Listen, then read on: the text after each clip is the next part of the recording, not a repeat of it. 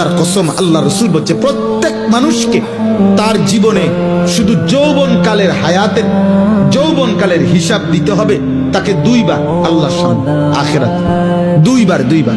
একবার আন উমরিহি ফিমা আফনাহু, একবার তার পুরো হায়াতের হিসাব দিতে হবে, তো পুরো হায়াতের মধ্যে যৌবন বলতে হবে।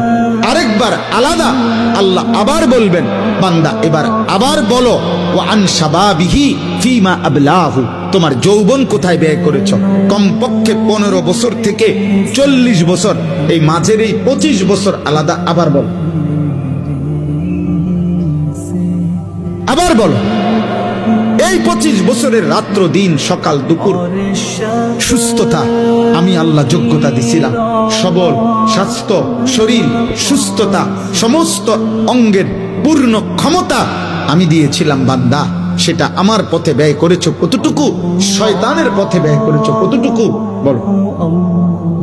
সেদিন বুঝবা আব্বা ফেরেশতার এক এক লাথি কি জিনিস, সেদিন বুঝবা।